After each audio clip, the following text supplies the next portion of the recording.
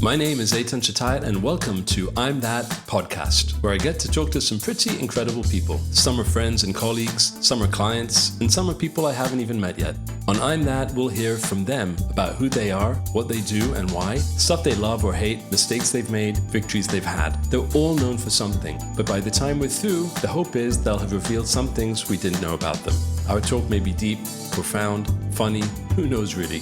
One thing for sure, it'll be interesting and honest. So if you're up for that, thank you for joining me on I'm That, and here we go.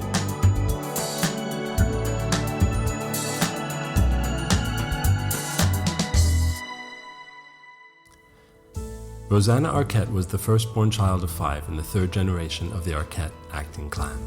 Her siblings Patricia, David, Alexis, and Richmond all followed her into the family tradition as accomplished working actors.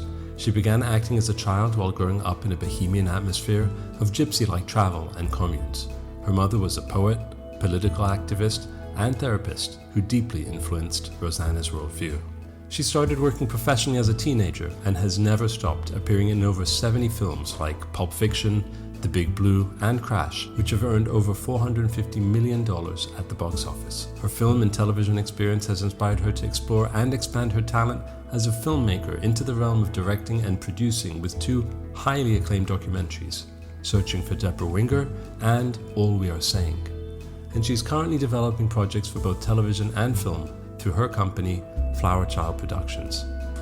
As a busy actress, filmmaker, and activist, her passion for her work is matched only by her passion for her daughter, Zoe Bleu Sidel, husband Todd, and her family.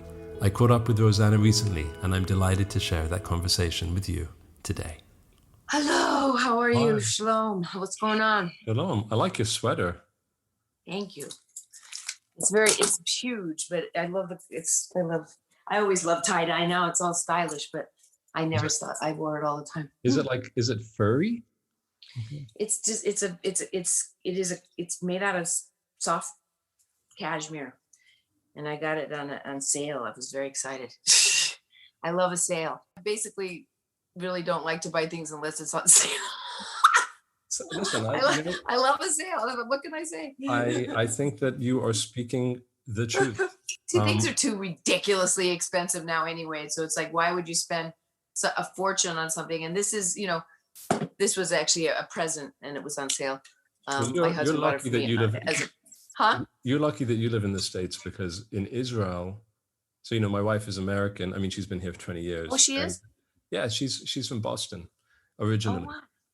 But we are here and we don't buy much in Israel because everything is like twice as expensive. So whenever we go to the States, we take an empty suitcase and we pack it up and we come back with, like, you name it. We go everywhere. Kid stuff, computers, headphones, everything. I love stuff, but because of the way the state of the world, we didn't shop at all. I mean, I didn't want anything material, not interested in anything like that. It's been really kind of chilly in LA, and Mother's Day came. And so I got to have a lovely sweater on sale. Happy Mother's Day. When was that? That was like around a week ago, right? That was a couple of weeks ago. Everything's a blur for me in the last 2 weeks. I don't know, It was sad because my kid was not with me. So it was like Mother's Day without my baby. So you have one kid? I have a daughter, who's 26. But I'm keeping her private, her own safety and all that. Yeah, she's good. Yeah, I'm actually the same. I don't, with all my stuff. I mean, you're not on Facebook because you don't like Facebook, but I have a public page on Facebook. I really don't like Facebook. I know, and we'll talk about that. Don't protect it. They're terrible. They gave all our information. It's awful what they've done, and disinformation. It's really dangerous. I think that's something interesting about you, which I want to talk about. Not that you're extreme, but like you have. Well, I mean, extreme is that how is it not extreme? They're giving everybody's information away, and they're propaganda that is like lies all the time. They're totally create a lot more chaos, and that's what we don't want. The extremists are able to get on that platform and infiltrate really hatred. And they allow it to infiltrate hatred. That's the bottom line. Like, what are we doing? Why is that okay to infiltrate hatred? It's like, stop. because no one's going to survive this. I mean, if we want humanity to sustain itself, we really all have to refuse fascism. All of us. So in any form. Okay. So this is, I was going to talk about your sweater, but like, let's get into it now. Okay. So I'm going to introduce you, honestly and openly. I'm not some famous, podcast host, or I saw that you made some comment and I reached out to you, in the context of Israel and Palestine, and you were gracious enough to say, like, let's talk. And so, and I offered to talk and you said yes. And then we got on a call and I think we spoke for an hour and it was just like really lovely, like this is right now. And that's our connection. That's it. That's how it happened. Yeah. And the funny thing. And I talked to you while you were in the bunkers, when rockets were being shot, back and forth. Yeah. And with your children, seeing you huddled in the bunkers while that was happening, and vice versa. Many people who on the other side probably don't have bunkers. Sure. So both of it is just horrendous. And I'm fortunate enough that I was a kid that was born to a Jewish mother who came from very, very Orthodox, serious, well, not Orthodox, but, Zionist parents, I would say, Russian Jews, and grandmother Polish Jew, family wiped out in Auschwitz. And then my father was a Christian. And then the two of them, we moved to a commune and they decided they became Muslims.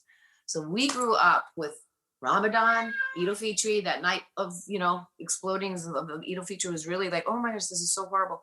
But I am really understand truly both sides of everything. And I am against hatred in all forms of extremism. And I think right now there's an extremist government going on in Israel. There's an extremist, the Hamas are very horrible and wanted the death of Jews, and that's just not okay. And I have a cat here. You have a crazy cat. This is my daughter's cat. This is Blixa. Blixa. And stop meowing because it's really becoming a little annoying. It's okay. He just feels the energy of everything we're talking about. Anyway, yeah, see, he doesn't like the idea of hatred too. That's what we're talking about. Bottom line is, let's figure out a way to not have hate. That's what we're all doing. And we're also dealing with it in our country because we have this insane, fascism that's trying to come here. It's not okay in any form. So we're just going to, as human beings, have to figure out how we're going to be able to do this. Like, we have to figure this out. I believe in a two-state solution. And that's all I'll say about Israel, because I love Israel. I did go to Palestine, and I saw horrible conditions, and I understand that billions have been given and tunnels were built, and so it's now time to take care of the people and make sure children are free and safe, and women are allowed to be the women that they were meant to be, and homosexuals are allowed to breathe and stay alive and not be beheaded. Let me ask you a question. You and and getting to know you a little bit before the call and reading up about you a little bit. I've done a little bit of homework, but we decided to have this call very quickly. So I didn't, and I watched most of your film, by the way, which I loved, the documentary about the musicians, All We Were Saying, which I have questions about that too, which I absolutely love. And it really took me back because we saw lots of people that, people that lots of incredible musicians that I love. Musicians. I love interviewing people. So that's been a fun thing for me. It's always kind of a hobby. So, but then, that's why I do like my podcast. It's just, I love interviewing people. So that's it. Well, you're a people person. I mean, that's very clear that you like people. You like connecting with people. I like people who love people. I'm just thinking people who I'm thinking about Barbara Streisand right now singing People. Are the luckiest people in the world, I see what you're doing, and you have to have a deep care. I mean, you say, let's make the world a better place, and you believe in the promise of humanity, but what's humanity at the end of the day? It's people. And it's and I can see from what you do that you really want to connect. I can see from your social media following that that's what you're trying to do. My question, that following thing is like, it's very, 3 years ago, before, when the Weinstein stuff all went down, I had almost 560,000 followers, and then it dropped to 51,000, and then we don't know. and then it went back up, and then went back down to 51,000 again. So it was like, oh, this is interesting. All these numbers things, you could see that with like, you know, the other guy that used to be our president of the United States, and his followers, like, it's like, that's all bots. There's no way he had those followers. So, you know, like, maybe we don't know, like the following thing, what does that mean? Your audience, it's become so kind of awful, you know, for people. It's just, it's just a way to connect. And if you can do it in a loving, kind way, healthy, I've met people, but you also don't know if they're serial killers. You know, you have to be careful. You don't know if they're pedophiles on the other side that are trying to get to your kid. There's crazy, crazy, crazy people and crazy things going on in all of this that we're fortunate enough that we found, you know, a way to connect and know that, no, you are indeed not a serial killer or a horrible person. I'm not. And so, but a lot of people do trust the wrong people through this. Have you ever had a bad experience like with this type of thing? Yeah, you know what? I can't do it anymore. There are a lot of people reach out, you know, where their, you know, daughter needs a kidney or the thing, or, you know, I had even talked to my therapist about it, because I started, you know, like, there's a guy that was on the internet and he asked for a bed. Well, he's been sleeping in his chairs, he's, you know, for a long time. And so I said, I got in touch with him and I said, I will send you a bed. I told him to choose something on Amazon. And then he was very grateful, got the bed, but he sent it back. He decided for a better bed, which was fine. So it's like, and so I was like, but something happened. So he got himself a nicer, better bed, you know. And doesn't that piss you off? No, I laughed and I just said, you know, and just like, give it, it's cool. But what was happening was like, this was happening to the point where it's like, okay, I'm not working for 3 years, and people assume that I have to, you know, also my own shit is going on. So I do what I can do, and I can't take care of everyone. And that points to like our families, our tribes, our communities, where everybody be of service within their own community daily in some way.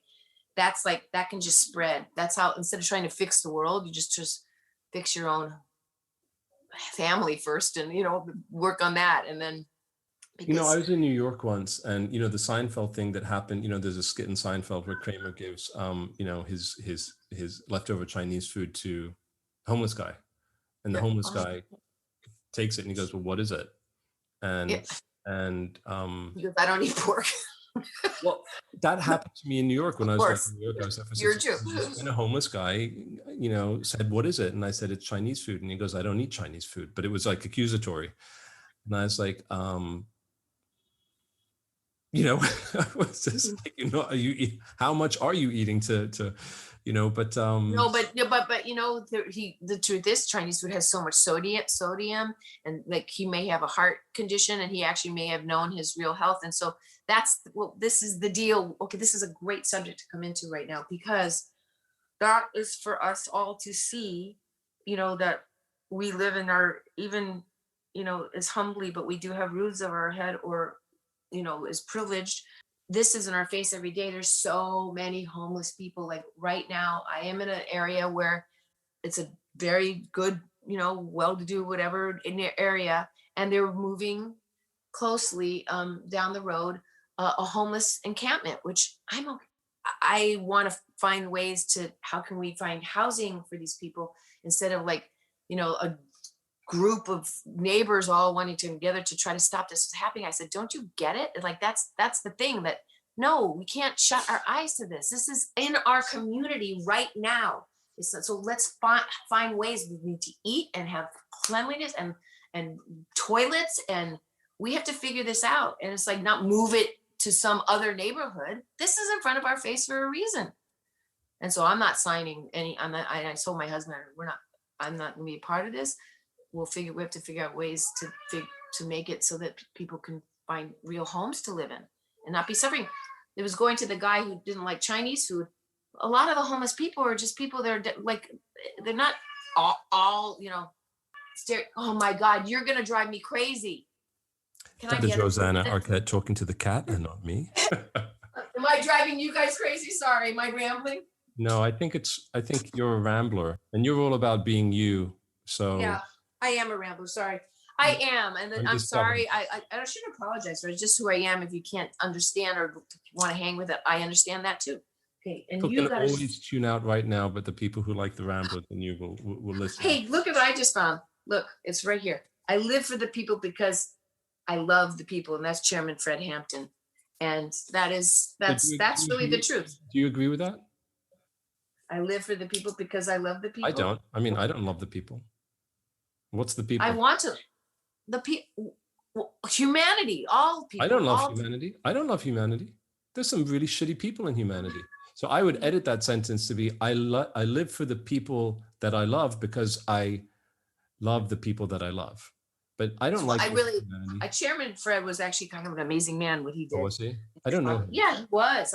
My mom knew him, and she worked with his he had a kitchen for the community, and then there was the Rainbow Coalition, which my mom was a part of, and would cook at this kitchen. And you know, what people don't understand was like the Black Panthers weren't terrorists. They were just taking care of their community because, and they, but of course they, you know, were put into jail and killed like him, and he was 21 years old. Mm-hmm.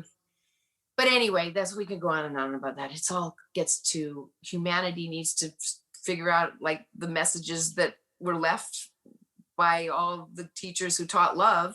And, you know, how about even one of them, like a John Lennon, like all you need is look, all those ways of the way I grew up was that feeling of growing up, you know? I'm going to ramble now because this is not your typical, you know, thing that I've done. Your heart's in the right place. Mm-hmm. It's so obvious from everything that you're saying and everything that you're doing. And you're an idealist. You are. Mm-hmm. You want the world to be beautiful. Unfortunately, and by the way, I do too, you know, and you've gotten to know me a little bit through my work and you've seen what I try and celebrate, but I'm also very, very aware of the bad things that are out there, as are you. Oh yeah. I mean, I'm anxious. I'm anxious all the time. Of course, right. I'm aware. So how do you deal with that? How do you deal with the stuff that you can see that is bad? And I know that you're very vocal with lots of things in the States, and our audience isn't, you know, necessarily only in the States. Police brutality, misogyny, rape. Yeah. There's also a few other things that you've been posting about lately, like American politics, which you can talk about. So there's lots of things.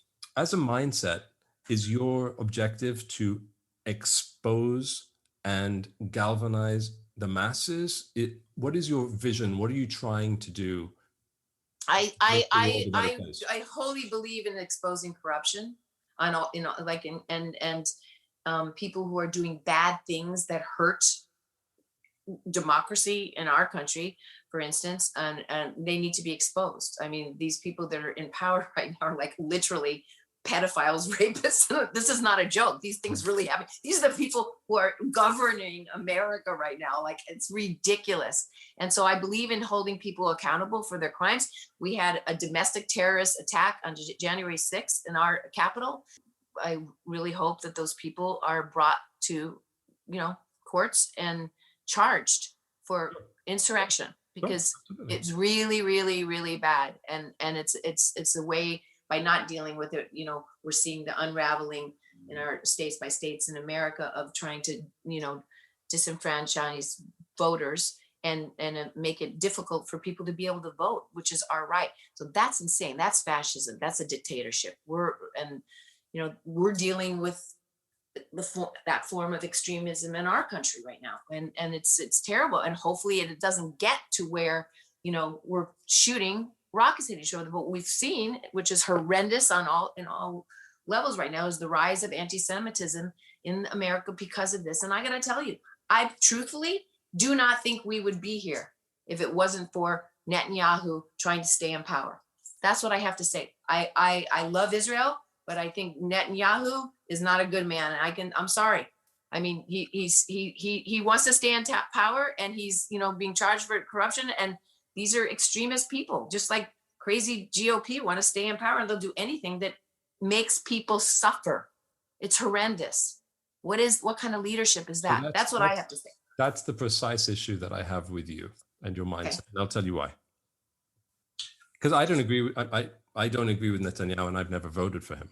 But the thing that bothered me, and can I speak openly? Because this is, Of course. okay, so this is a respectful conversation, and there's a lot of love here. But people can disagree, and I think that that's fine. I think people have forgotten that you can disagree and still have a conversation and still move the world forward. And I think that's what's needed, which is why I like this with us. Mm-hmm.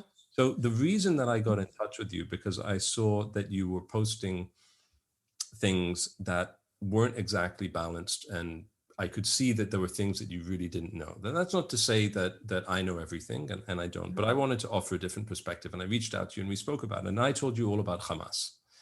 And we know since then you've learned a little bit about Hamas and what they are. For people that don't know, they're an Islamic fundamentalist organization.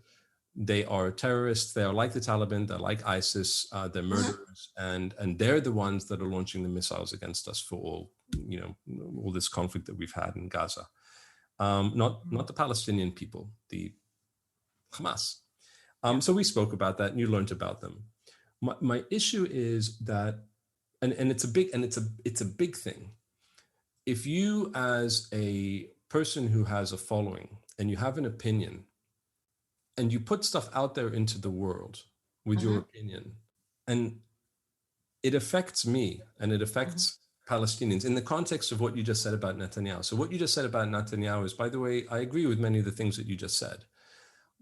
The problem is it's about that. And it was about that when I got to know you. And we don't talk about the other side. And when I say the other side, I don't mean the Palestinians. I mean about Israeli people who want peace, No. No. That's not what I'm saying, Rosanna. I'm saying that before Netanyahu, way before Netanyahu, 14 years ago was when Gaza came in, during the time of Rabin, a man of peace, during the time of these are Islamic radical fundamentalists that want to destroy and kill. And you can say what you want about Netanyahu, and it's fine. But who killed Rabin? It was a Jew, wasn't it? No, absolutely.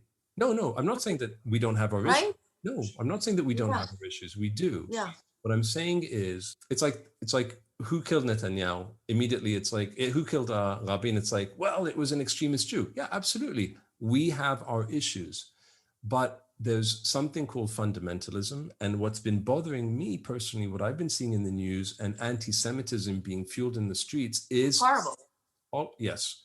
That's abhorrent. Any kind of I am not anti-Semitic.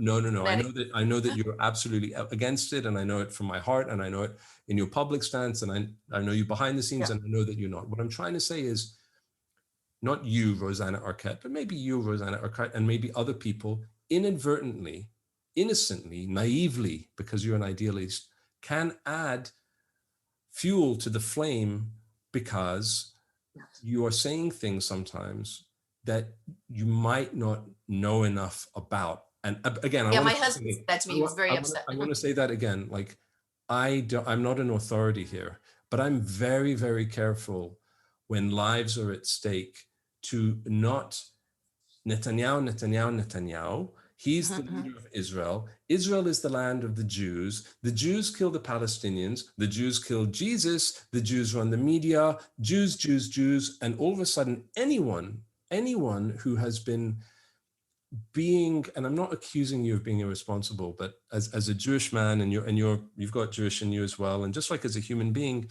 it can damage. And I think that's kind of like what's been happening. Not that we don't have things wrong with Israel, not that we don't have things wrong with Netanyahu, but let's talk about Hamas. Let's talk about the Palestinians. Let's talk about I think Hamas are terrifying, dangerous people, and I do not support Hamas any way, shape, or form. And the fact that Hamas keeps going out, and our president just said it, as long as they keep saying and they don't recognize the people in their own state, there's not going to be anything. They have to recognize so that they can rebuild. So we can rebuild and make sure that hospitals, and it's not going to underneath, for military and it's not just Hamas. Do you see what I'm saying? It's like I think people need to. I think this is my kind of like my overarching statement is I think people, before they can talk publicly about such a, it's like, did you see how that happened in 2 weeks? It's like someone threw a match. Like there's a court dispute about a couple of families, okay, in Jerusalem.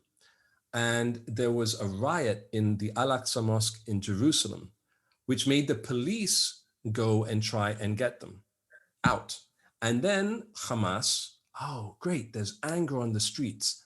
They launch rockets for that at Jerusalem. Israel responds to Hamas. Hamas launches rockets at Tel Aviv.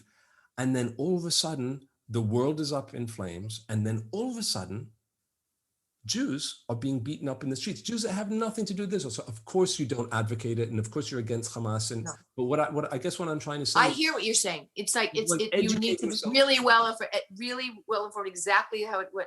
But so then you do that, and then you hear, well, that's the Jewish propaganda. You know what I mean? Like people are like, how do we stay in the center of this, because both sides are suffering and Hamas is dangerous, but there's this extremism of. You want the answer? Because you asked me a question. What's the answer? Yeah. You fucking stop being so goddamn lazy and you do your work. Yeah, we do. But we do need that. No, you don't. No, I'm saying not you, Rosanna. I'm saying you. One does not, because you see a picture of a dead Palestinian baby. Yes. And you see people wailing, and it's on the news, and it's awful. Okay. Yeah.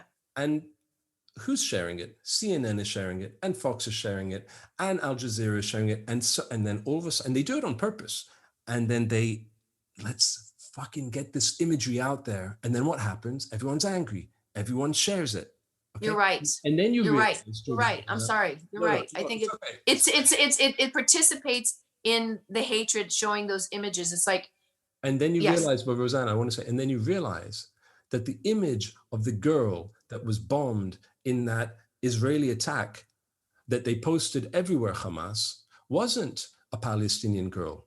She was a Russian girl that was taken off of social media from the Hamas and posted, and everyone shared it. And then you realize 10 days later that the missile that killed the family of 6 that left 1 survivor wasn't an Israeli missile. It was a Hamas missile that came down. What I'm saying is in this particular situation, and I'm not defending. No, we have to be more. We have to be very, very, very careful of the kinds of things that we post that are inflammatory to add to the fires. What you're saying is it's not a good place to be. It's not good energy to put out. And I understand what you're saying 100%. I had to take something down. My husband was like, this is the right conversation to have right now. And I'm in these talks anyways. And you're right. And so I took something down yesterday and apologized for it. Yeah, and, I mean, it's first of all, I'm not coming at you. I'm not like, I don't think that you're, oh my God, you're the reason that all this is happening. But I think not at all. I mean, I think what we're doing right now, and the fact that you said, tell me what the Hamas is all about. It's like, yes, more credit to you. And you know what? Speak to a Palestinian about Israel, like dialogue. If you're not going to contribute, because it's not enough to post things, to retweet things. It's not enough. Of course not.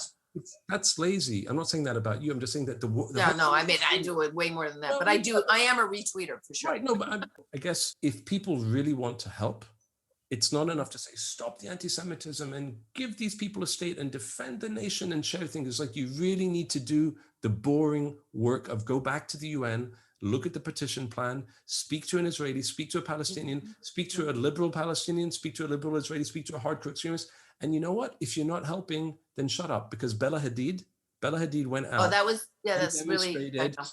And demonstrated her parents are Palestinian, 50 million followers. Now that is more than 3 times the population of Israel. That's but 3 times the population of the Jewish people in the world. It's around 7 times the population of Israel. She's got 50 million followers. And you know what she's chanting? From the river to the sea, Palestine will be free. Now, what does that mean? What does from the river to the sea, Palestine will be free? I'm between the river and the sea, Rosanna. I live in Tel Aviv. I'm between the river and the sea. So I want peace with the Palestinians. But when I ask someone, do you want peace? Well, let's define what peace is, because we've had plans on the table. So I'm not saying take my side. I'm saying these are the conversations. I had a conversation with one of my best friends in America, one of my best friends, and he said, you know, you guys, you're squabbling, you're babies. Someone needs to come in there and divide the land in half, and you get half and you get half. And I said, motherfucker, they already did that in 1948. We took it, they didn't. We've had petition plans, 3 plans already over the past 30 years. Mm-hmm. It's like, educate yourself. Mm-hmm. He's not being vocal about it online, which is fine. So I think that a lot of the damage that we're seeing is because everyone wants to get involved. Everyone likes this sensational drama. Everyone wants to say something. Everyone wants to oh man, my tweet about what Biden said, which by the way is true. Biden said, no, you know, unless Arab states realize that Israel is a state and they have to accept it, you know, there's not going to be any peace. I put that on my Twitter. I got 500 likes. For me, that's like, what the fuck? You know what? I put a post up about my kids drawing peace drawings today, which I shared with you. That's gotten 200 likes. I want that to get, I want the non-sensationalist, non-dramatic. I want the t-shirt. You sent me the pictures of that. I think we make them for peace. I love them. They're beautiful. What I love about you, Rosanna, is to me, you are that person that you are all about making the world a better place. But I think that in our society today, and you talked about Facebook, for example, but I don't blame Facebook. I think Facebook is, no, wait, hold on, hear me out. Can you please educate yourself? You got to educate yourself about Zuckerberg and his policies and about Facebook. But you got to, our information is terrible.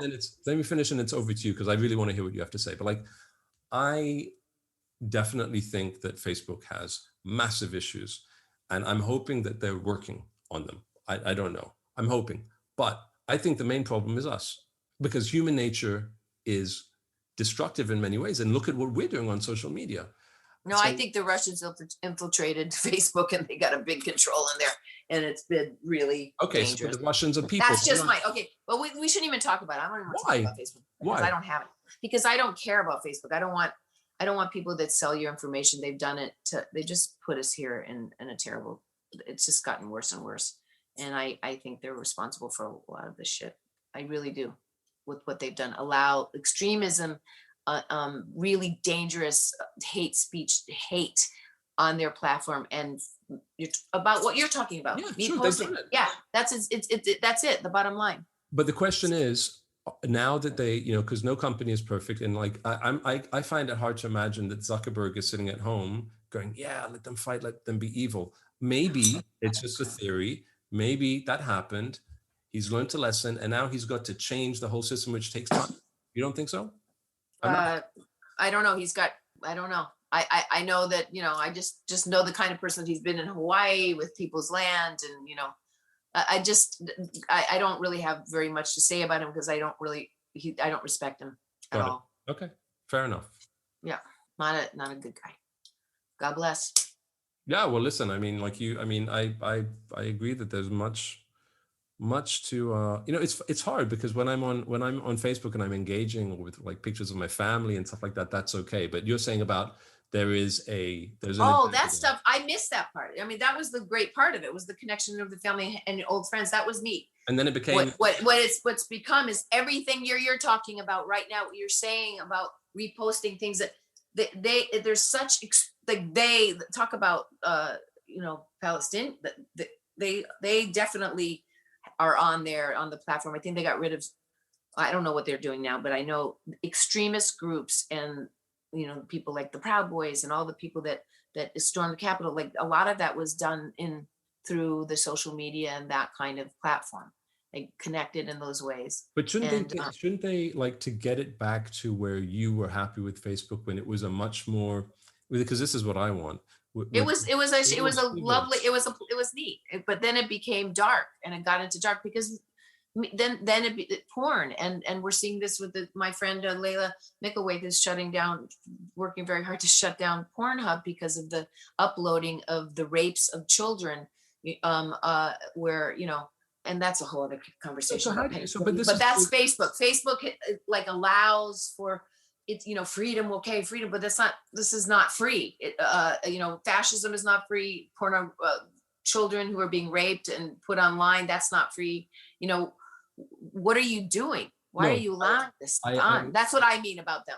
No, so I agree. So my question to you is this, because this is a big one. when something like that happens, do you shut it down, or do you try and restructure it yeah, and not allow for I with all it's not freedom of speech. It's like all the platforms need to defund hate, defund it in every way. We need to defund it in police forces. We need to defund it, like, not, I mean, defund, get the hatred out of the social media. We can't be threatening and hate. We've got to find a way to stop this from, because that's the fire that you're seeing. but That you see the problem with what you're advocating, right? And by yeah. the way, I agree with you. Censorship. It's like, Yeah. yes. And then so all of a sudden, you just like make the world a better place. And this is the problem with the far left. or like just I don't know, I don't like censorship, but I think the world's at a place, like, if we have a choice between hate or love, and hate begets hate and causes violence and hurts, and we're gonna blow it. It's gonna happen. People got nuclear bombs now. We're gonna blow ourselves up. It's terrifying, and that is what I don't want to happen. So how do we stop that from happening? Get rid of the hate speech in places that everybody is at. Go, if you want to make your own little, which they're doing, and that's called Fox News. Anyway, stop me now. Let's talk about music or something.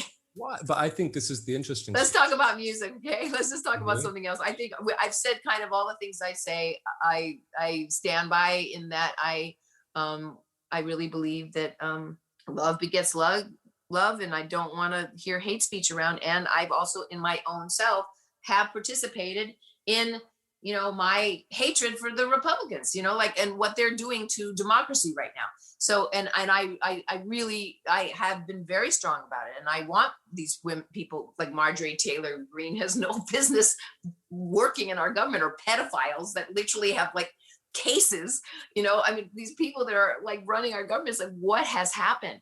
It's like embarrassing and horrible. And I hope that they go, and that we're able, and they will go if they don't try to suppress their vote. And that's the only way they can stay in, and that's why they're suppressing the vote. So those are the things that I care about in life right now. And I know that I have a big mouth, and I know that I've offended people, and for that, anybody I've offended, I'm sorry. But I hear you, and you're right.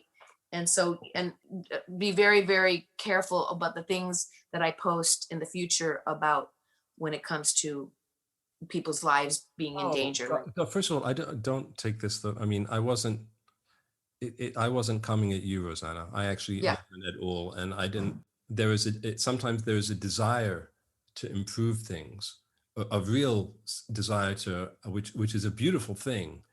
And sometimes it does, and I struggle with it as well, by the way. It's not just you. It's like, do I say this? I don't have 200,000 followers. I have 11,000, but like, do I say this because they're going to share it? Do I not? You have, and I think about it all the time. And I think this is the best thing, what we're doing right now.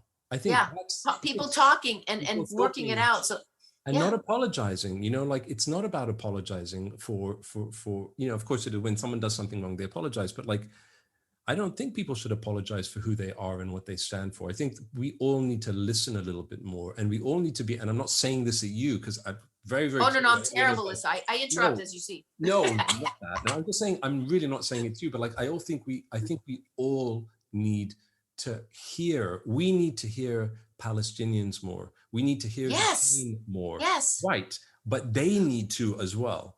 And of course. And the same thing. Of course. And we are on the same page. Republicans and the Democrats. It's the hardest. We don't have a Republican party anymore. Like like Liz Cheney is a Republican who left, and because these are extremists right now. They're not Republicans. Okay. Well, if we need to talk to, and I'm not comparing the right wing to Hamas. I'm just saying. Well, they're getting there. Look, it's January 6th. I mean, it wasn't pretty. Okay. It's not even. They were going to behead.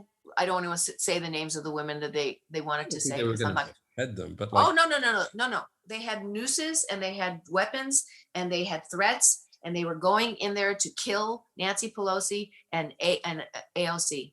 Yes. Okay. Maybe that's hidden from me. I wonder if you don't have that news, which would make a lot of sense if it's censored over there, especially from the buddy Trumpy. So, So maybe there's no censorship. maybe you're not getting the information of how crazy and horrendous this January 6th attack was, where he fed the flames of these people going in and spreading their shit on the walls of the Capitol. That is what happened. And so what you're saying to me about what Hamas does is exactly what we're talking about. Like that kind of, it was going there. Yeah. If they were barricaded. It was out of control, kind of like. And AOC thought she was going to die. She was hidden in a closet, like she was thought she was going to die. I mean, and this is real. So it is that extremism and hate and hatred. So how can we figure out how to? So I was going to say that even, and this was the example I was going to give, and this is a very hard thing to do. First of all, I just want to say something. There is no censorship in Israel, meaning we're a democracy. We see everything that you see. Yeah. And okay, good. And it's got nothing to do with, and that's the danger, by the way, you say, because we're buddies, Trump is buddies with Netanyahu. So no, I didn't vote for Netanyahu. It's like saying that because you're an American, you're a fucking idiot and you're being censored because of Trump. No, you have. Well, we're definitely become idiots. You know what I'm saying. I'm saying like. Well, no, actually we voted for Biden, so that was a good thing. Right. And I didn't vote for Netanyahu, but even though we have a prime minister that you might not like, and I don't like either, it doesn't mean that we're censored and that this country is terrible. So it's the same thing in America. What I wanted to say was, even us with the issues that we have with extremists, the only way that we're going to make peace ultimately is by dialogue. And the hardest thing to see is in America. And we can bitch and moan about Trump and all his people, and the people who support Trump can bitch and moan all they like about the Rosanna Arquettes and all the people that support. All they do. But you guys have to live together. So I think that's the biggest challenge. It's how do we get people to talk to each other again? And it's not only in America. So I'll tell you right now. In this country and everything that we fought for, especially the Civil War, there is no uniting with racists. There is no uniting with them. They're like, you want to be racist, then this is not what America is. We fought, people died, blood was shed to free the slaves, and no, we're not going back. And they're trying to do that. That's what they're trying to do. Who's they? The Republican Party in power right now they're racist. It's all racist policies, everything they do. Let me ask you a question. Because I want to learn. I know people who are Republicans personally. I know Democrats. I know Republicans. But they're not if they're Republicans and they still believe that Donald Trump is the president of the United States, then I would really rethink your friendship. What is that? That's scary. No, it's like. So this is the question. This is the question that I want to ask. Okay, and again, I think this is a good conversation to have. I mean, I'm not afraid. We have much crazier conversations in Israel than this. I have friends who are Democrats. I have friends who are Republicans. I have friends who have supported Trump. Some of those people say I wouldn't support him again, and some people say I miss him, not him the person. Hold on, relax. I don't miss him the person. I think he's an asshole, but I miss some of his policies. My question: what were his policies? What did he do? Wait. Let me ask my question. Oh my God! Let me ask my question because I know where you stand. Are they wealthy and they just want us to hold on to their?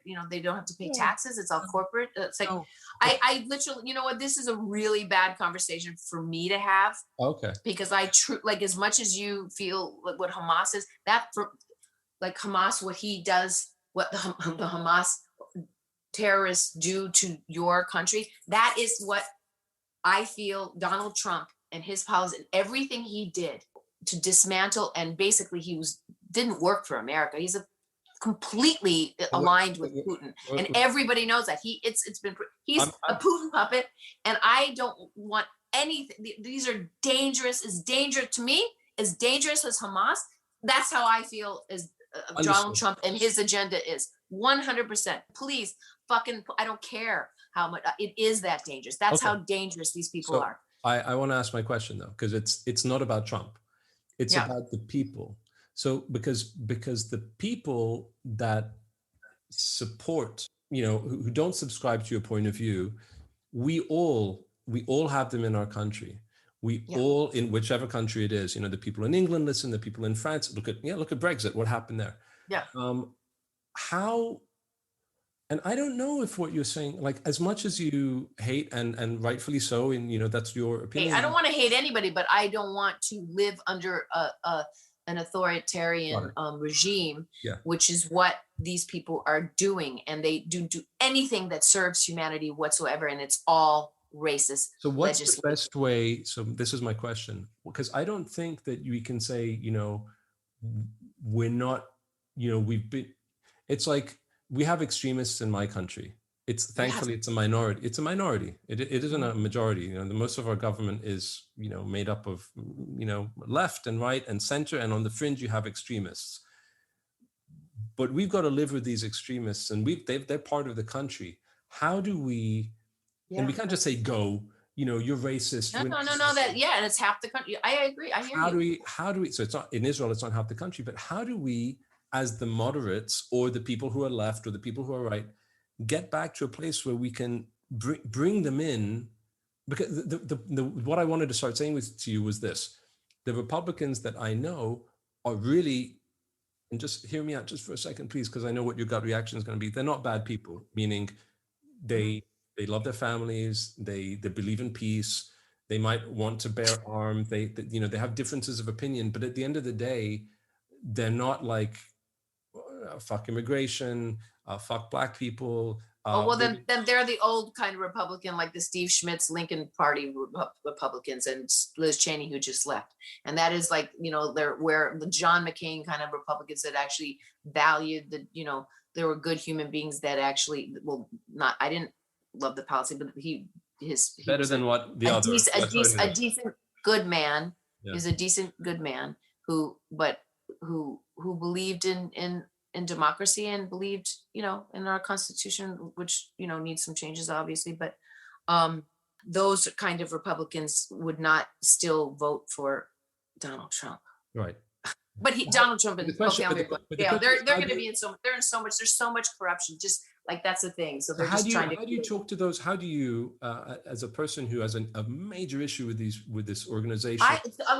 Somebody like Steve Schmidt, who left, and whatever people want to say about the Lincoln Project, but he's a very decent, smart man, and he's a Republican, and he's trying to bring back the Republican Party. We do go on we need two-party system here, but there's kind of like, can't negotiate with terrorists or tourists.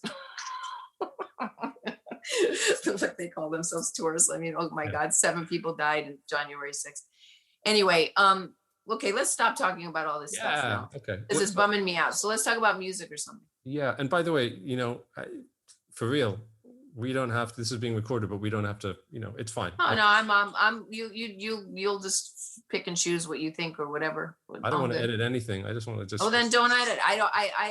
We're not editing while we're talking. I mean, no. I just want to figure out a way to, I don't know how it will be possible to I know for myself, I can't speak for anybody but myself. I only know that I'm not in any way able, in my spirit, my soul, my DNA, my blood, in every way, shape, or form, align with racism. I cannot do that. No, of course. And I will never do that. Yeah. And so right now, what we're being shown here from the extremist GOP is that is what their agenda is. It's all based on that in every way, shape, or form. The choices they make, the voting rights in the areas they are. So it makes it very, very difficult for Black and brown and, people of color in any way, shape, or form to not be able to cast their vote, because their vote does matter, and it did matter, and that is why we have Biden in, and they want to stop that from ever happening again. What are you drinking? It's a thing. Sorry, it's called Wild Tonic. It's with honey, blueberry, and basil, and it's kombucha. It looks really good. It's a kombucha tonic, which is supposed to be really good for you. So all this stress and isolation and inner, dwellings to figure out your own stuff. That's what this whole time of quarantine, I think, has been. I everybody I know has really gone up and down, and it's been really hard, and then also really beautiful in some ways. Mm-hmm. So what was happening to me was my stomach really, that's where my stress goes, and my stomach is just like been and so my friend said I should start drinking kombucha, and I hope that is helpful. What have you been doing? Like In this I time? mean, everything that you're talking about, like for everyone, I mean, for me, for everyone that I know, it's been a challenging time, but you're an artist. So it was really intense in the beginning. I rewrote a script that was old, that I actually will end up directing, and that turned out really, really, actually people like it. So that's cool. And What is it? some actors, it's you know what, I don't like talking about anything because things get jinxed. So I'm not going to talk about it, but it's a project, and it ended up being really good. Who knows what will happen, but I never know. And I don't ever count my chickens before they hatch. So because I've gotten a lot of dead chickens. I hear you. So that's sad. And so I don't want to have so I'm not doing that. But yeah, it's staying creative. I hiked a lot, which I'd never done, and I had the ability to be able to do that. Was even I'm grateful for any kind of physical activity to be able to do that. I'm involved with Dr. Astrid Hagar, Violence Intervention Program, and she's a child abuse doctor. She created the Forensic Rape Kit. She's one of the greatest women I've ever known, and we have a clinic together called the Alexis Project with my family, for my brother Alexis, his brother, sister Alexis, trans brother, sister, because when Alexis died, which will be 5 years on September 11th, there were no pronouns of they, them 5 years ago. It just was starting. Like, you didn't hear that. It was not part of now it's a part of the language. And so Alexis was a they then, lived comfortably in both, loved to be a woman, but sometimes was like, comfortable in his male part of so Alexis was a they, I think. And so we have a clinic called the Alexis Project, and it helps the LGBTQ community. What happened to Alexis? Alexis was died 5 years ago of AIDS related causes. Sorry. Very, very sad, very hard for the family, very, really uprooted us in such a way, because it was like, God, that shouldn't have happened, but it really kind of blew us all up in ways. And Patricia, of course, was able to go do her incredible work she did. And my brother Richmond is writing a powerful screenplay. My brother David is always, my brother David did a documentary called "You Can't Kill David Arquette." I heard about that, and I saw the trailer. It's really, it's hard to watch, but it's actually, and I'll tell you, this was with my brother, it's really heartfelt and really brilliant. It's a journey, and it's actually incredible, I gotta say. So you guys are our whole family, we have a close family, but we're also we also have our boundaries, and everybody loves each other ultimately, but we go through periods of, you got your shit.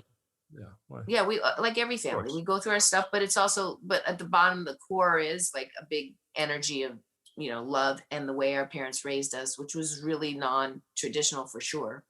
And we moved around a lot. We lived in a commune in Virginia, which my brother David was in, for artists and musicians commune. My godfather was a musician named Hamilton Camp, Gibson and Camp, who was a great band, who was a big influence. And so, like, when I was a kid, I knew Dylan and Odetta, like in the coffee houses of New York, because I was born and lived in the Greenwich Village with my parents. But so I was exposed to my mom being an organizer of a march in Chicago where Martin Luther King came, and it was anti-war. Like I met Martin Luther King, and like my mom painted "Stop the War, Kill No More" on my bare chest, and we were in the back of a truck with him, and he looked at me, and I told him my name, and he goes, "Somebody put a shirt." He goes, "Someone put a shirt on that little girl." How old were you? I was probably, I think I was like 6. Wow. You know, yeah, it's like it was a long time. He came to Chicago. It was a peace march. It was like organized, and he happened to be there, and he showed up. There was that kind of thing. Martin Luther King came and was in the back of the truck and marched with us for, it was an anti-war thing. Yeah, my mother, us. But I do remember his face. What an Yeah, interesting life. yeah. You. I mean, it's not. I had a cool life. Like I've had a really blessed, good life on many levels, and then lots of tragedy and sadness, like every human being who goes through their stuff and have to sift through things that were unhealthy in my childhood. My parents were, dysfunctional.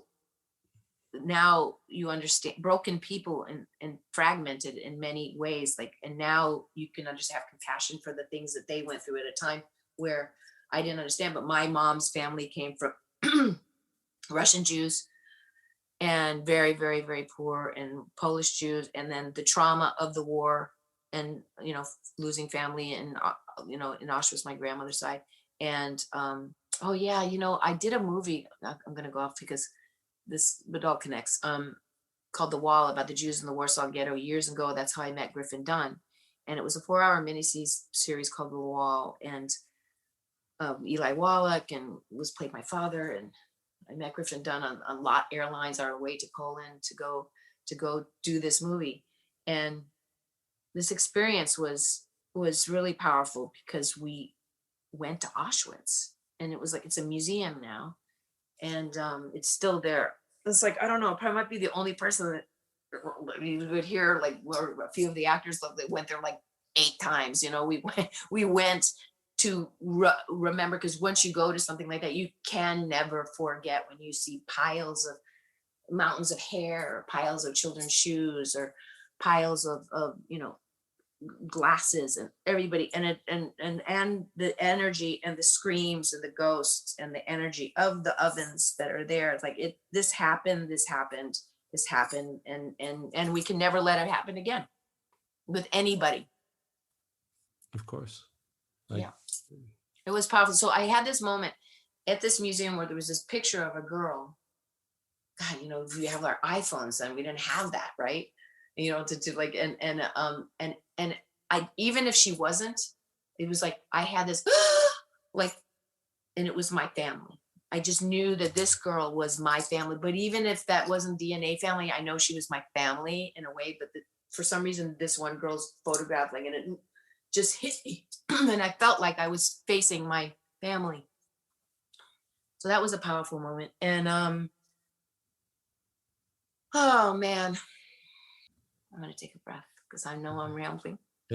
You're not rambling. It's just like, no. I've like had many incredible experiences in my life like that. So, and I'll tell you another moment of that was, and I will say this. It's like I've gone to Israel. I've had these experiences. I've been to Palestine. But when the moment, Jerusalem for me, when I went into Jerusalem, and I've had this a few times, and I'll tell you the other time, but this one where I just was like the same feeling, like I'd been here before in this, and I, like, Jerusalem was like, I knew my way around. The same thing happened I must have had another life in Venice, Italy, because I knew that, and that was like probably this other religious life. And then I had it at Standing Rock, because I went to Standing Rock, and I stood in the middle of 10,000 activists here to save, water for these people, that this is their land. Don't drill, oil on these people's land. This is theirs. And the same experience, like I'd been here before. So strange, but that was Jerusalem too. And you see people coexisting, there's Muslim Arabs and Israeli Arabs and Jews and the Christian, like, it's everybody in the world is here in this very tiny, extraordinary place that, please God, let's keep preserved, Look, I mean, you've been to Israel a few times, right? Yeah, I have. The beautiful thing about this country is, I was born in Israel, but I grew up in Hong Kong. I was in Hong Kong for 12 years, and then London for 7, and then I came back to Israel. I served in the army. I studied, did my first degree here, and then I was in the States for 12, 13 years, and I came back around 12 years ago. And I think that something that a lot of people don't know about Israel is that, like any country, we have our pros and our cons. We're good at a lot of things, and we're not at some other things. But something that a lot of people don't know about Israel is what you said, is this desire to coexist. And we do have, like in Israel, 2 million Arabs living within our borders, the Israeli Arabs, which are not the Palestinians in the West Bank and in Gaza. And we live with those. They're doctors, they're nurses, they're on the court. We have an Israeli Arab on the Supreme Court. So many people don't know that. But I think that what you were talking about with Jerusalem is, under Israel, Muslims can pray at Al-Aqsa. You have the Christians. There, the mosque is there, and it's very protected. And it's. I'm not talking about Netanyahu again, but like it's in Israel's best interest for everyone to coexist. Look, there are 1.8 billion Muslims in the world. There's 14 million Jews. So this notion of we need to live together is very much the number one priority of pretty much anyone in Israel and any government. The bit where it gets tricky in Israel, because you brought up coexistence, and it's just like the bit where it gets tricky is there are people who are willing to gamble more. The people on the left in Israel, it's not the left and right of America. It's not Republican, Democrat. Left and right here is defined usually by security. So the people on the left are like, okay, let's take their word for it, and let's just like make peace.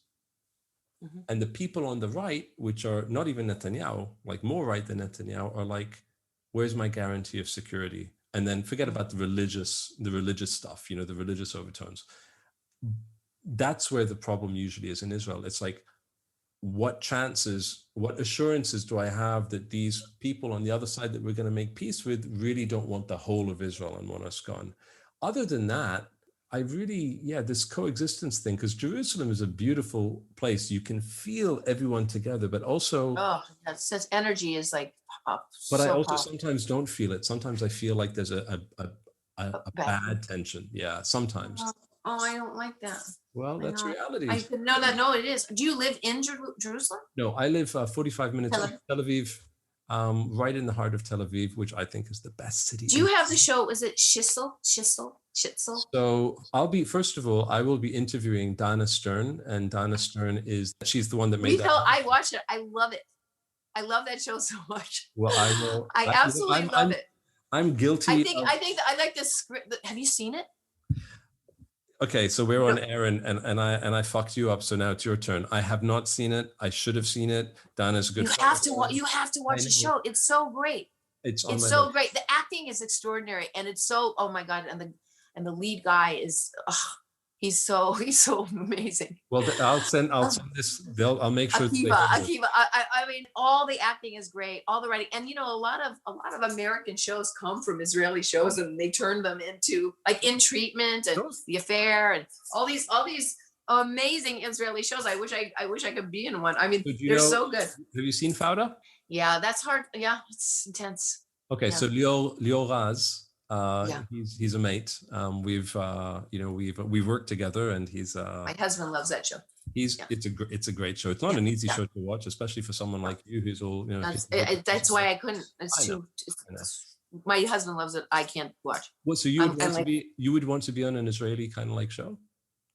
I don't know, it'd be fun. I can, as an American, obviously, Oh no, but I love that show. I wish it would be fun to come in as something. I would, but it's all in Israeli. But it's so good. You come and visit. We're gonna have to meet. When you come here. Yeah, of course. We even thought about coming at some point and visiting. But the experiences I've had have been very beautiful, and I do remember the feeling of everybody living together and coexisting, and it felt like But now, do you have family here? I don't. I So have friends. So why would you come here? Any particular reason to just to go? It's like visiting everybody. If you come here, I will take you to a great hummus place. the food is so delicious. You know So I have the Jerusalem cookbook, Oh, you and do? the recipes are like amazing. I still like to learn how to make. It's really hard to do, and I'm not great at it. But I like to learn how to make a real simple, easy challah. Okay. Time out. My wife. I'm not going Yeah, to say her name because I she told her. learned. She learned how to make a beautiful No. challah. You don't understand, Rosanna. My wife makes challah every Friday for the whole family, and it is amazing. It's really good. So I will send you the recipe, or you Her know what? No, recipe. you'll speak to her. We'll do a little thing because I think that she needs to tell you how to do it, and it's not difficult. It's Great, really not because usually it's good. very difficult, and oh, There he is. He's like, he wants mama. I know I've got 2 dogs downstairs too. I gotta now go play, and like the puppy, and we have oh my God. You talked a little bit about this screenplay that you're doing, and you said let's talk about music. So I saw your documentary. Whatever happened to that? Like, is that out for people to? Because it was really good. I didn't get to the end because, as I said, the call. Oh, the end is good. It went to South by Southwest, which is a cool Austin, Texas festival, and it premiered there. It actually premiered at Tribeca, and then went to Austin, I think. And Showtime bought it. They own it, and I wish they'd put it out. I wish Netflix or one of those people would put on their streaming things. It's kind of a drag. And I did this other one called Searching for Deborah Winger, which is all interviewing women actresses, actors about their lives and balancing life with their art. And they have really great actresses in there and actors. Are you planning on doing? I mean, because you seem to be very connected to. I mean, just because I was watching this documentary, just like music in general. I love music so much. It's a part of my life. It is, and I don't know. Just since I was a kid, it just I always heard. The rhythm of there's one of the greatest soundtracks for me, and it reminded me so much of parts of my childhood. This movie that Spike Lee did called Crooklyn. Have you ever seen it? Sure, I did. So the soundtrack of that movie is like resonates with my childhood a lot. Yeah, and so I love interviewing people. I put together this podcast. I think a lot of things happen where, like the podcast, the company that I was with, they are moving in other directions, so they didn't pick up the second season. I've got 20, so I'm moving it somewhere else to go be able to continue interviewing people that I really like. I'm excited. I'll have Norman Lear. I'm going to have like cool, some interesting people. Tarana Burkwood. You just spoke to has been so busy, and I've been trying to get Tarana, and I hopefully she's an incredible woman, and so I really want to do that interview, and but it's going to find its home. But right now there's 20 up. There'll be 20 up. And I've heard a couple of them. I heard the Corey Feldman that you just did. Yeah, I would listen to. That's interesting. But the one Layla Mekaway, the one that's actually a really good interview. I think they're all good and interesting. I mean, there's some extraordinary people in there. I mean, you have everybody from Monica Ramirez, for Justice for Farm Workers, and she's a powerhouse. So everybody on there, I love all the interviews. They're good. I mean, they're just, if you like any of these people, you might find it. And Susanna Hoffs, who's a great Bangles. I haven't heard that one yet, but I want to. That's a good musician one. The one that got shortened, and I just felt like I didn't understand why, because they were in person, was Perry Farrell and Eddie, and we were in person. And then I like when I got we went through they said that the managers had cut out their stuff. It wasn't true. And then they said that wasn't true. So now I'm trying to get to the bottom of that, but it doesn't matter. So to find the rest of that interview, which was pretty great, but it was hard, it was intense. Interviews they're not easy. No, they're not. And that's why for me, the way I do it, what we're doing right now is exactly how I just basically came on your thing and said, let's just have a conversation, which is that's just how I do my podcast. I just have a conversation. There's no agenda. I may have, a steering of a direction I want to go question. But other than that, it's just like, let everybody be who they are. But I had Frank Figaluzzi of the FBI, and Kathy Griffin, and Ronan Farrow, and Jane Fonda, and Q-Tip from Tribe Called Quest, which is a great interview. And if I move this, Q-Tip Kamal said he would give me a theme song too. And the music that's listening that you hear in between stuff is Perry Farrell and Eddie. They gave me that music, which is very kind of them. Do you know who made the music for my podcast? Who? Oh yeah, you told Lisa Coleman from Wendy and Lisa. Yeah. Who I adore and love, and they're just such incredible musicians. They are. I met They said that at a party or something you guys met. But they also met me like, oh God, you have to stop. This is really not funny. Again, Rosanna is not talking to me. She's talking to her cat. Every time you say that, I'm talking to my grandcat. This is my daughter's cat. I don't have any pets. I have my 2 kids. That's enough. Oh yeah, that's Is it? Would it? You just think it's just too hard to deal with right now? I actually, like my wife. She grew up with a dog. I didn't. I mean, I had little turtles, and I had these little, budgerigars, the little birds and fish, but never a real pet. My parents are not pet people. And so I'm just terrified of the amount, and we live in an apartment, so I'm like scared of the amount of work it is. But I'm definitely a dog. Yeah, it's hard, but I'm definitely like, I love animals, and they always come to me. They always sit on me. If there's like 20 people in the room, they'll come to me and they'll snuggle me. And I love animals. Okay, I have to explain something to so for the longest time, I thought that what was behind you, Rosanna, was an actual bookshelf. It's a photograph of a bookshelf in the library. It's a photograph of a bookshelf of all music books. Right, you see the Beatles, and there's the boss over there. Where's Prince? Give me some Prince. I'm a huge. I know, me too. Really, you like Prince? Jimmy? Oh yeah, I used to know him. Prince wanted me to do Under the Cherry Moon. What? And yeah, I'll tell you a story about. Tell me about Prince. So he wanted me to do Under the Cherry Moon, which is a true story, and then was kind of really. But then, of course, he got Kristen Scott Thomas. It was fantastic. Yeah, and this is true. And so then he had this, the opening of Under the Cherry Moon, and he flew. He wanted me to come to the premiere of it, and where it was going to be was whoever won this MTV contest, if they won, the premiere would be in their hometown. So I think it was in Jackson, Wyoming, and we flew.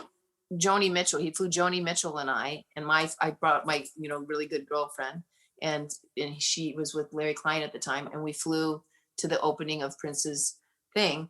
And when I was doing interviews at Coachella, which was a fantastic show, I saw him after, we were friends, but his minder keeper guy who just, bodyguard was like, would not let me, but he saw me and he was like,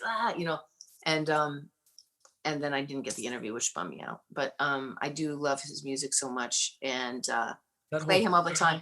Huh? That whole thing with Under the Cherry Moon. Did you talk to him about it? Well, no, he was kind of pissed off that I didn't do it. But then you know what? He discovered Kristen Scott Thomas, and who's a great actress, and she was in that movie. That was her, and she's gorgeous and great. And I never regret I never go, oh, I should have done that, or anything. It wasn't really mine to do. I wasn't supposed to do that film, and she was, and look at her now. Well, that, I mentioned this to you before in the last call, but I grew up on the Big Blue. Oh gosh. And I know. So was that a big movie in Israel? Well, I was in London at the time. I had a massive poster of the Big Blue up on my wall. And I must have seen it when you're young, you watch movies over and over and over again. And the funny thing is I had a disconnect with you, because as I was getting to know you, as we were getting in touch, I had a bit of a disconnect that, oh my God, you were in the Big Blue. And I thought you were great in that film. I think you're a great actress. I mean, recently I watched Fiction again. And even though it's a small role, you're great. And Crash, what an amazing. Crash, what a crazy movie that was. We had, when we went to Cannes, people just were just. That was an insane movie. I mean. So Coppola was on the jury, and he was very angry. He was furious. He hated it, and that was he just didn't like the film. But Bertolucci thought it was a masterpiece. There was this controversy. Just even the film itself and being there. I love Cronenberg, and it was a great experience. Do you Loved still working like, with- do you still, I mean, I know like this Corona and everything, but do you still, God, it's going to such an amateur question. I apologize, you know, but are you acting, do you have plans now to do? Yeah, I mean, I just got, I love to act and I love to do something, you know, worthwhile. I just offered two things that they just shoot. I mean, I love going on location and I love going away for a long time. But these were like series that could potentially be, you know, years of half the year in a, you know, far, far away, which really doesn't, it's hard to do in life right now with, you know, I mean, you know, I don't know. I mean, I'd love to go for, you know, a couple months in like movie schedules, but when you're like half your life is going to be away from home, having done that a lot in my life, in the early years, kind of it's not the best thing for your marriage, you know? So, Does and it it kind of would like be take some hard. space for you to create? I am aching to go to work right now. So I've had a long talk with my husband. If the really great thing came along, you know, if I got the opportunity to go and be on Schitzel and Schitzel, let's say it. Schitzel, say it. Shizzle. For shizzle manizzle. Shizzle and nizzle. It was so good.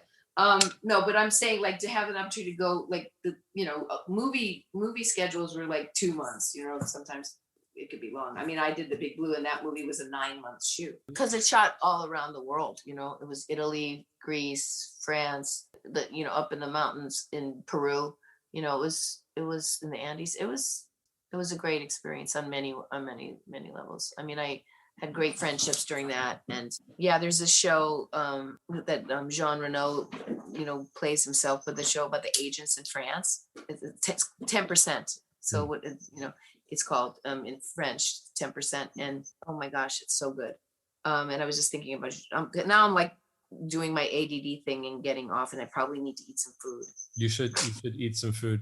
Rosanna, because last night I had my brother's-in-law, it was his 70th birthday. And so my husband really, it was very important for him. So we were up late and, you know, it was food and people. And the first kind of gathering we had since COVID of, you know, people, it was outside, but still, it was still like, I think we're all PTSD from this COVID thing. It's absolutely. really, Yeah. do you have that in your country? Because Yeah. we're just like reeling, man. We had it, and then we came. But you didn't lose 500,000 people. No, we didn't. We lost a smaller number, and proportionally, that's a very big loss for us. But what did happen was, you know, credit where credit is due. Netanyahu and his government did a pretty good job in the long run of getting us out of this, and so we're the first country out of COVID. And so we've been out of it for a few months. Hopefully that will continue. But then, of course, that's fantastic. That's good for you. I mean, we could be getting out of it, but we have half the country. And listen, I'm not a big person that believes in all these vaccinations, but right now we have to do something because sure. I'll tell you, I lost a few people to this thing, and saying, you know, it was horrible. It's a horrible way to die. You don't want to get this. This is and lose your family, you know, and say goodbye on iPad. I mean, it's just heartbreaking. I mean, there was a guy named Hal Wilner, you know, who was a great friend to artists and put compilations of music together with everybody, like old pirate songs of Hal Wilner. And, you know, he died from this in New York last year, you know, with his 14-year-old son and wife in an apartment. You know, it was just awful. And you know, that they have to live with that. So it's like, I'm glad I got vaccinated, I have to say. Good, absolutely.